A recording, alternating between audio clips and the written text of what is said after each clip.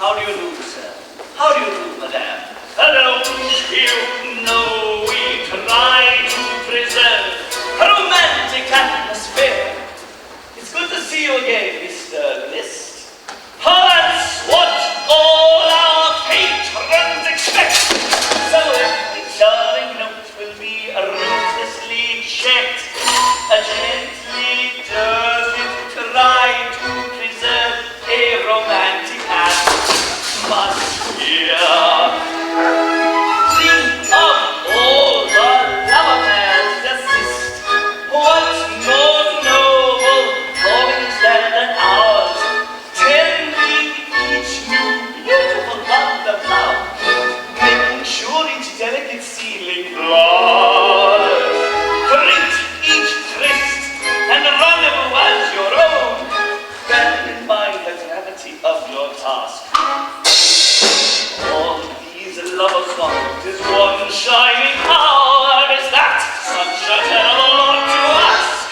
Shh! Look around and see for yourself the romantic atmosphere.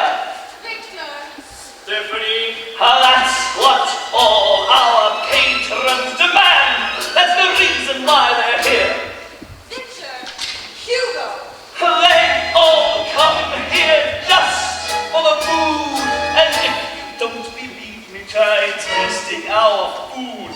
That's why we have got to preserve a romantic atmosphere.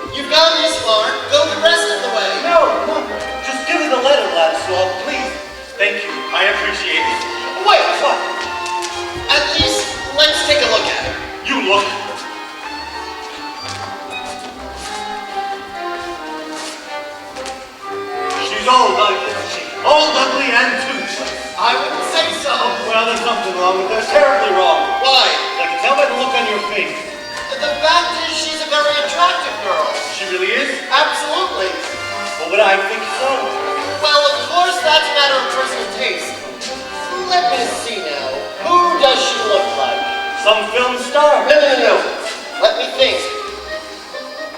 More than anyone else, I'd say she looks like someone in the shop. From our shop? As Polish. Yes, I'd say she looks a lot like her. Miss Polish? Amanda Polish? But I thought you said attractive. Well, I think so. But if you don't care for Miss Polish, you're certainly not going to like this girl. They're that similar? See for yourself. You're just going to leave her there? What do you suggest? I tell her that I'm the fool that's been writing her those letters. She'll make me the laughing stock of the city. Al, she wrote some too. Dear friend, I took you out of the box, I cut you open, and so on. It's impossible. What? She never wrote those letters. She couldn't have. You think it's just a coincidence? She just happens to like this cafe. She just happens to be reading Anna Karenina. She just happens to be using a rose as a bookmark in December. But it's Miss Polish. I can't be in love with Miss Polish. How do you know until you try? Because I know her. Now, there's some mistake, Gladys. Love, there's gotta be. Then talk to her and find out. She's not, dear friend. She's not. She can't be. Can she?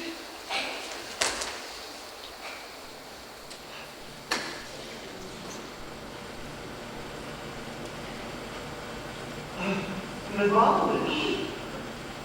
Mr. Novak, what are you doing here? I was celebrating it. What about you? I'm waiting for someone. Anyone in particular? Of course, what kind of girl do you think I am? Never mind, Mr. Novak, I know.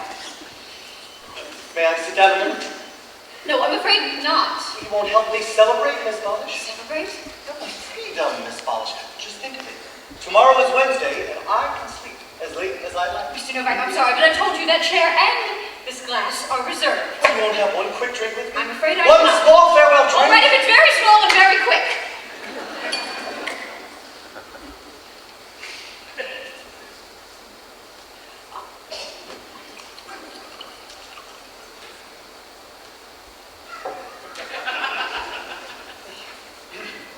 Here's to Marichek's Perfumery.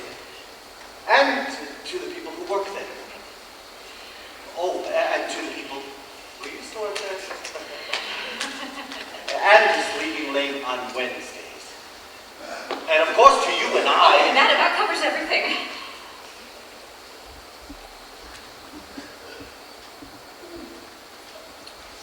Very good wine, Miss Polish. Mr. Novak, are you spying on me? Spying? Did you come here to make sure I really had a date and I wasn't just inventing an excuse not to work tonight? Miss Polish. Who would I be spying for? Marichek?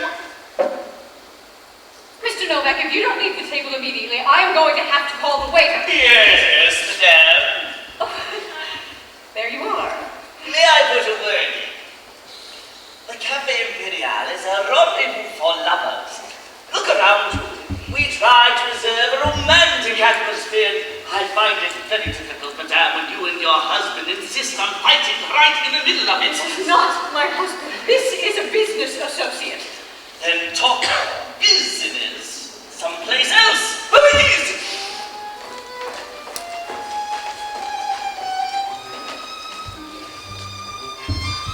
So, you say you're meeting someone? Someone you've known very long? Mr. Novak, will you leave? It just doesn't seem right. For a man to leave a girl sitting all alone and in such a public place. Will you please leave? Well, even if he is an old friend or a dear friend. I don't wish to discuss it with you, Mr. Novak. What's the name of that tune? You know, my mother used to sing that to me when I was a baby. So did mine. Miss Polish, do you realize at one, we have something in common here. At one time, we were both infants. But I grew up. It's a tango tragedy. What if he's already been here and seen us together and gone? I'll never forgive you, Mr. Novak. What's this? I'm sorry, but put that back. Anna Karenina? Yes, it's a book by Leo Tolstoy, a Russian. What's this for? That's none of your business.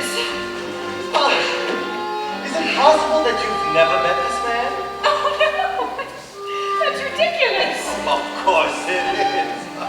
And yet you know there are some girls that do make appointments with strangers.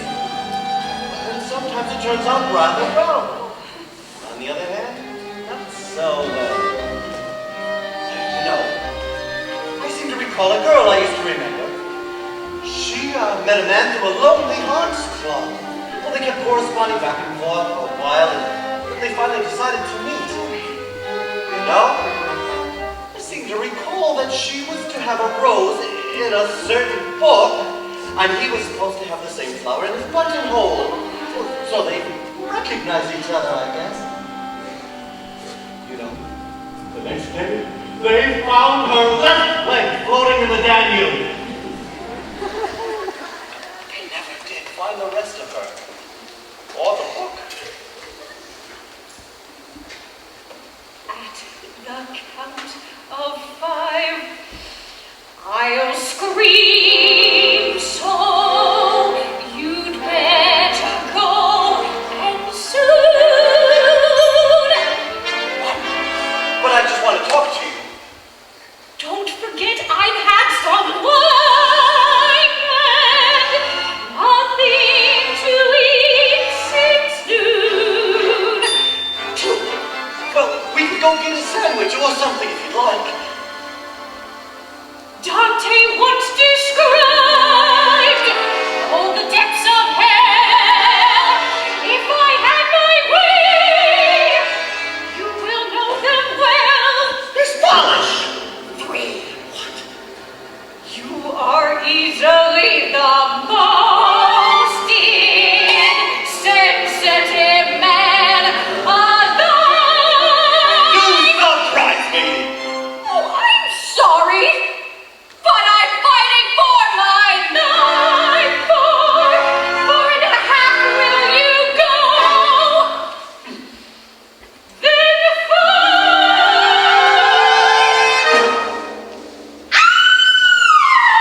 Try to ruin me, lady. I want to get out. That's all. Get out. I want you to get out. Scream like lunatics. That's all. Get out. Speak to a lady like that. Ladies don't scream in cafes. Well, I'm afraid you don't understand. You see, there was a fly in her wine. What? I said, fly in the wine! Is it? Should be. No, I'm afraid that's quite impossible. You see, the lady swallowed it. She When you scream, Good God. wait up.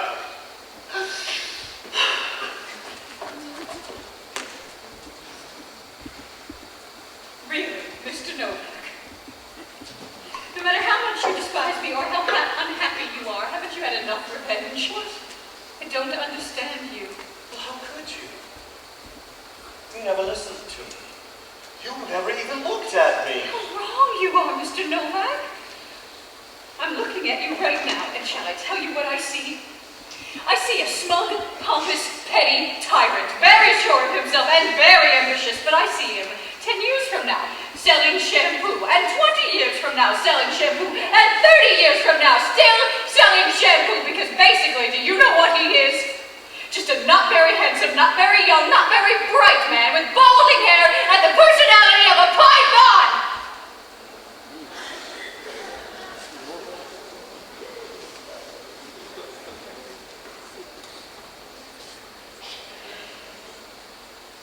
Mr. Novak. Look, I didn't mean all those things. Mr. Novak! Don't call him. He'll come back. It's almost closing time. I'm supposed to be meeting somebody here. He'll have a rose in his lapel. To match the one in your book. Yes, How late is he? over 2 hours. You're a very patient young lady. I've waited for him all my life. What's 2 hours? Here. This one's on the house. For luck. Thank you. You know, this is a very nice cafe. We try to preserve a romantic atmosphere.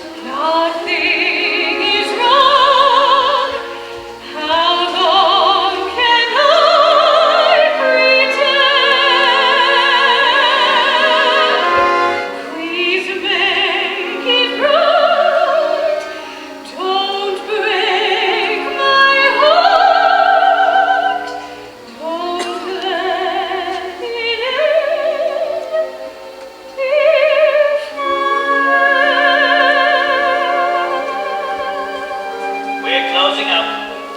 Oh, so soon. Looks like your friend didn't get here. Yes, well, I'm sure there's some very good reason. Well, then he can write to you and you can patch it up. I hope you'll be very happy. Thank you. Look, can I ask you something? You've seen so many of these cases. Does it ever happen that the young woman is here and the man comes and looks at her secretly and just goes away without writing or explaining? Does that ever happen? Sometimes she looks at him and she goes away. Heartbreaking that must be. Yes, well, you needn't worry. You're a nice, presentable girl. Thank you. No beauty contest winner. But then you should see some of the others.